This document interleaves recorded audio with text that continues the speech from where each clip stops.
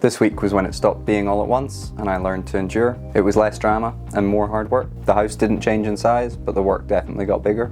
This week, the strip out continues, but it expands beyond the living room. Also, this week is when I stopped managing my own employment and started working consistently to somebody else's schedule. Hi everyone, my name's Ian. I'm renovating an old station master's house.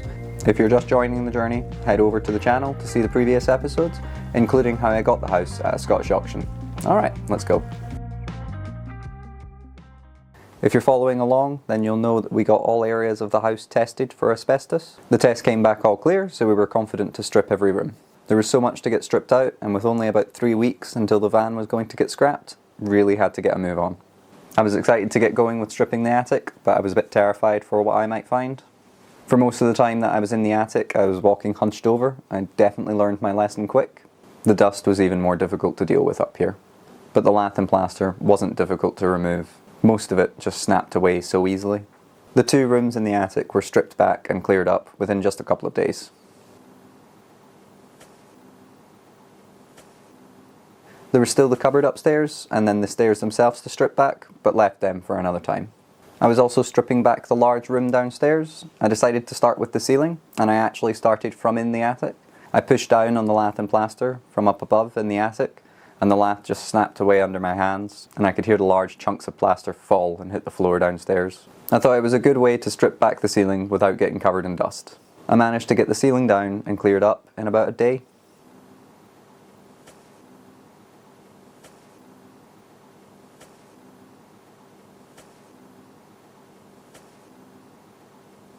I decided to see what I'm in for by scraping some damaging cement plaster off an internal stone wall. I've got a decent SDS drill. It's Parkside, Lidl's finest. It is actually pretty solid. So this is bedroom 2. This was originally the outside wall of the stone cottage before the second extension was built.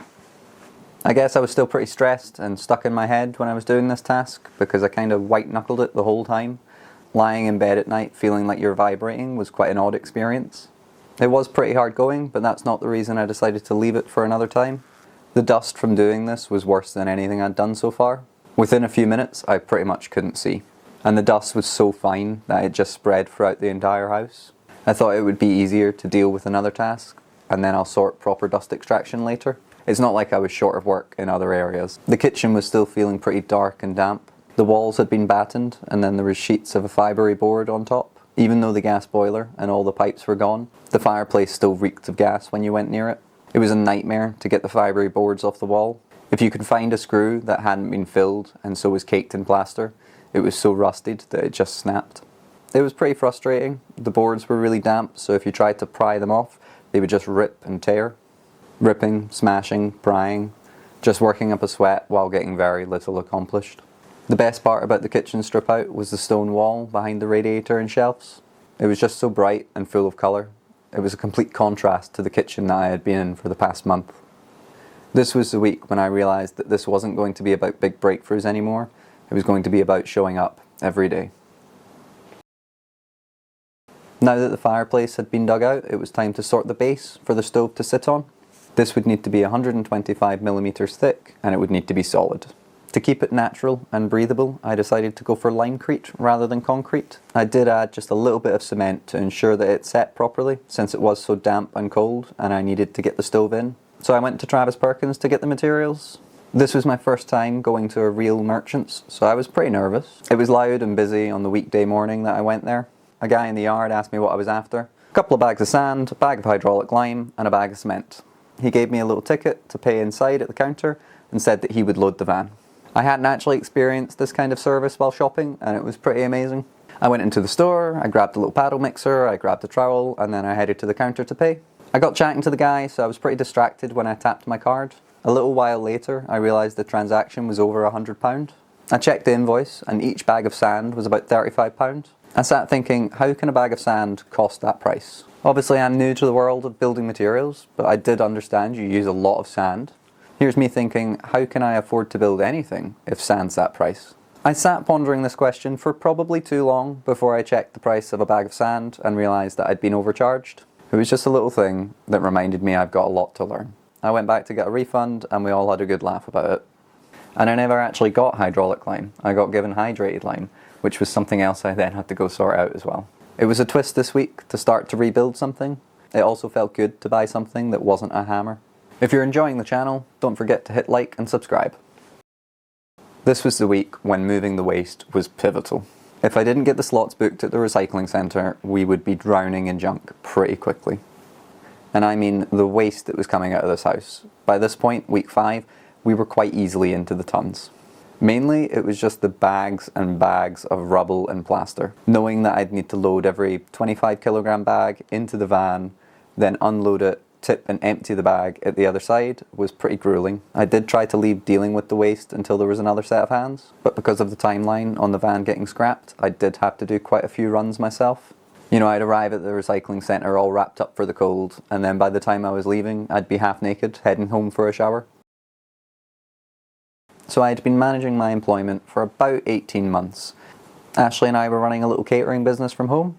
Ashley worked at the local college and then I managed the business day to day. I would then find additional work ad hoc, whether this be hospitality shifts, so bars, restaurants and cafes, or just kind of doing odd jobs for people, just to ensure that I was covering myself. This was pretty stressful as I didn't always find the shifts when I needed to. So after we put the business on hold in the kind of late summer, I was looking for full-time work. I hadn't actually found a full-time job before the house appeared, and then we went ahead with the purchase. So when we got the house, I knew that I needed consistent, reliable income. I couldn't really deal with it ad hoc anymore. I knew that there was a job that I could start doing with pretty much no barriers to getting started.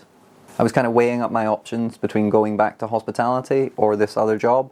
Most of my working background has been in hospitality, you know, kind of food and beverage. I really needed to find something that was going to be just work and little to no stress. So I gave my Uncle Dexter a shout and asked if he could help me out by giving me some work. My Uncle Dexter runs his own window cleaning business, and so do both of his sons. They all do roof cleaning, gutter cleaning, wasp eradication, and other maintenance and cleaning tasks, most of which is domestic. I got offered to work with my cousin Kieran. He has a decent amount of work and is really motivated to get on in life. Kieran's only a couple of years older than me, and we were really close when we were kids, although we haven't really spent much time together in the past 20 years. So I started working with Kieran. It was cold, early starts, and the work was a little bit rough. The thing about window cleaning is there's no chill, it's all just graft. Kieran and I have worked places where the electrician might be waiting for something, and we'll go in, clean 100 windows, and leave while the electrician's still sat waiting on that thing. Window cleaning is just graft. Something that my cousin says quite a lot is, "Time is money, son." And I honestly just see Uncle Dexter every time I hear it. So Kieran and I have very opposing views, which has been quite fun to navigate. I think a good way to sum it up is that Kieran enjoys eating meat and going to a gym, whereas I enjoy eating plants and sitting under a tree. With the radio playing in the van, we just discuss what we hear, and so a phrase that we've both gotten used to is, "I think I'll just need to agree to disagree with that." Honestly, I do really enjoy this aspect of working with Kieran. Yeah, it's really challenging sometimes, and I'm sure that he would say the same. It's so easy to forget that we all live inside our own echo chambers, and so while I don't agree with a lot of what he says, it's interesting and engaging to communicate across the divide. Also, I do think that we're a good influence on each other. Kieran is probably helping me be more direct and stand up for myself, and I like to think I'm helping him be more compassionate and understanding. And when we're working, I get to see so many houses and take inspiration for what I would like to do. My mind just idles while we work away. I don't really have to think too much. I just work away quietly. It's exhausting, but it's keeping me grounded. This was the week where the grind really started. Working outdoors, sun up to sundown, several days a week, and then trying to find the energy and the time to head down to the house to get something done. I was getting deeper into the renovation and I was getting a lot more tired, but I wasn't going to stop. I wasn't chasing momentum anymore. I was building stamina. Next time, still more stripping out. The timeline on losing the van gets ever shorter. Also the prep work for pouring the limecrete base. I'll be talking about what stove I went for, why, and how much it cost. Also, Ashley asked a question that I knew had been coming for a long time, albeit I wasn't ready. There was no way I was going to say no. If you've enjoyed today's video, hit like and consider subscribing to follow the journey. Cheers.